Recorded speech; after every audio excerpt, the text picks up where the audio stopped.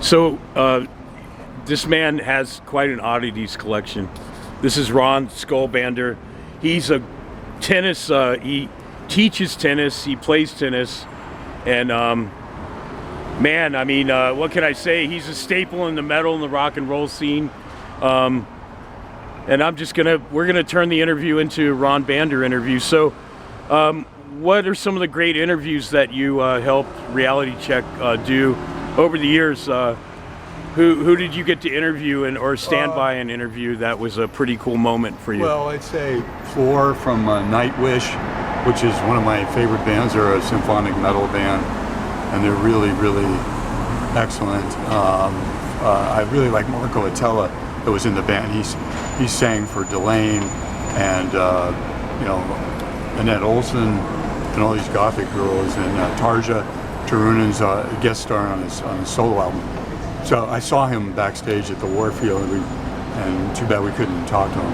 And then other ones are Lita Ford in her tour bus. You told me she did a signing at somewhere. Oh, that club on Valencia Street. The name escapes me, but it's pretty big. I mean, the Flamin' Groovies played there. What are some of because I've seen you at a lot of book signings and events over the years, but man, let's just take the people back on like a time travel tour from the 80s into the 90s on like book events. Let's just start with that. Like who's, that you remember being around? Howard Stern. Howard Stern at Virgin. Right, that's right. Virgin, when that was there. The line was so long. I met Danny Glover at Planet Hollywood right next door to Virgin.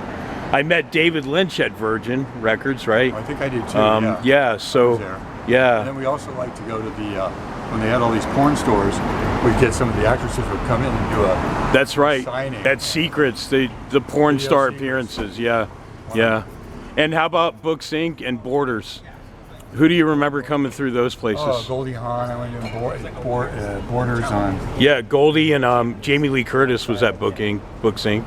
And I got Tori her there. Spelling. Yeah, I didn't know about that. Okay, Tori Spelling. And didn't Andre Agassi was at he was Books the Inc. one on Van Ness. Yeah, And wild. I I met Jenny McCarthy at the Books Inc. in what was it, Richmond District down there? That Books Inc. So, yeah. what about your time at Monsterpalooza, man? Let's get to that. I mean, I went, like, what do you remember? What years and who do you remember best there? I can't remember the years in 90.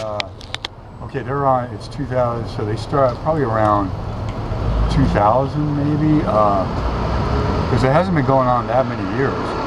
If I say 10 or less. I was at the first two, and it was small, but they had celebrities. They had a lot of good vendors. Because I collect I love heads and prop heads. Like shrunken head type stuff, huh? No, full prop heads, and stuff like that. Yeah, it's a big money suck. We both know this. They can Go be to these places with some money because they'll get you on that. You have to. Who were some of the celebrities? I know you mentioned Linda Blair. The first year, just from a lot of the horror films, like some of the actresses from Evil Dead, and I got to meet Linnea Quigley, the Scream Queen. Oh, Linnea Quigley. At Michelle Bauer. Well, I didn't get to meet her, but I met Linnea at Days of the Dead in Las Vegas. Wow. That was pretty epic. Same place I met Jenna Jameson, Dean Cain, and Richard Dreyfuss. Scream Queen. Yeah. Independent. So. Met Malcolm McDowell at one of these shindigs too, and Richard Dreyfuss. That was pretty cool. Yeah. So, do you buy a lot of your props, or do you order a lot of these props online? These rare oddity things that you have. If I go to a show and I see and I can't bring it back, I'll just give them a deposit and say, hey, send it to me, and I'll send you a check or something really elaborate. But I win some on. There's different auctions. Heritage has sometimes horror, monster stuff. There's a good auction house called Potter & Potter out of Chicago, and they sell sideshow. They have oddities stuff that you can bid on. Oh, wow. And I got some crime scene, amazing stuff I can't even talk about. It's so graphic. And I wish we could do this interview at your apartment and you could show us all these great things, because we're not going to be around forever, and this documentation is really important. So let's get back to Reality Check TV. Yeah. So You say the shirt is the Sacramento branch. Yeah, that's Kevin Shell that Yeah. run that. They still do it up there? Yeah, I think so. Yeah. Okay. Yeah. So They always film at the Hay Street Fair. have you been to Sacramento for some of the reality check shows and No. or interviews or anything? You Yeah. just more of the San Francisco. Right. Cool, man. Well, so we many great years at Hay Street Fair. Let's. Yeah, we've been to we some. recently were there for the Boneless Ones, the MC5 tribute. What do you remember about all the great acts? Like, name some of the bands that have played. We know Mordred played there. I like Frightwig. Really good. Remember Mark Osagueda from Death Angel Yeah. was in All Time Highs that played there. Yeah. But what other bands well, do you remember on Hate Street Fair? The Tubes, I really liked. Yeah, the Tubes. Remember Flipper played there too. Right. Deli Creeps, I want to say, played there with Buckethead. And I think Ace gets a lot of the bands for that. You know, Yeah. They have a play out if you're just up and coming, and then the more established groups, that can play there. Yeah, the Tubes, man. I remember that one too. That was amazing. Their songs. I got to meet Fee and Roger. And Yeah, they also played so Cafe cool. du Nord. I went to see them down. Oh, nice. I saw Juliette Lewis there with her band, Juliette yes, and the I Licks. was there too. Yeah, that was She was great. wearing yellow pants. Remember she stage dive? I was like, she's worth $1 million and she could break her neck at any moment with the stage dive stuff. And then here she was just in 2025 at Fan Expo at Moscone. Oh, that's right. Tell us about the good times you've had at Fan Expo. We know the cast from Happy okay, Days was there. This is the 4th year, 25, and Anthony, one of my favorite vendors and cool guy that goes to Comic-Con, all the ones, he sells mini posters and rare books and artwork, original horror artwork and everything. He was there the first year, and I mostly go for the vendors. I bought a little, Belial from Basket Case, a little one. Oh, from I love that movie. I didn't Yeah. know there was 3, but there's actually Yeah. 3 basket cases. I thought it was one movie. It's so but weird. it's I 3. haven't seen 2 and 3. I'll just Wild. have to buy them. I had to special order the DVDs online to see 2 and 3. It gets more freak show, by the way, not to give anything away. Yeah. But it I gets more into this sideshow freak show stuff. The first one is more plausible, like it could really happen. You got his little brother, and you got to get revenge on the Right. doctors. That's a classic, Dr. man. Lifflander, and I like all the characters in the seedy hotel, and then there's Belial with his claw, and he's sniffing her panties. I have a little Bilal, or is that his name? Yeah. Yeah. His I brother. have one of those little. I think I bought it at Fan Expo. A little creature. Yeah, that's the one I got. Yeah. Wasn't that amazing? And- I didn't buy the basket because the basket was a little pricey, but I just bought the guy, And it's so my favorite scene is when you're hungry, and he throws the burgers in, and you're chomping and For sure. fries. What other horror movies do you want to mention? I mean, for me, The Thing, They Live.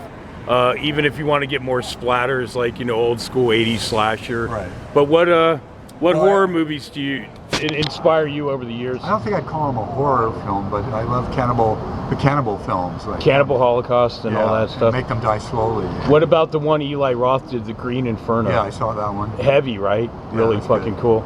A lot of people say he blatantly ripped off. And he's charging $100 Cannibal. for his autograph picture. It's Oh yeah, he was Oh, recently wow. at Days of the Dead. Remember in the old days, you could get an autograph for $20. Exactly, right? Yeah. So, have you been to over the years CES, AVN? We know Reality Check covered CES in Vegas. Did you ever make the run with the boys down there, or the NAMM show? We're just trying to get all this Reality Check stuff that. I would ask them more because I okay. really go to a lot on. So you're a big female band fan. You love definitely, Wendy yeah. O. Williams, as myself. Wendy's And the Dogma, best. this band I was telling you about. Yeah. Check them out. They're going to be at the Independent March 17th, I believe. They're on a U.S. tour. Independent used to be the Kennel Club. Kennel Club, and then it turned into Justice League, and now it's the Independent. Saw many great bands there, including Fishbone. But what other bands rock your world over the years? We know you're a big rock and metal I guy. love Jenna Torturers. Yeah, they're more big. Their metal years. Yeah. they're kind of industrial now, which isn't bad because any female vocalist I like. Yeah. And who are some more? You L7.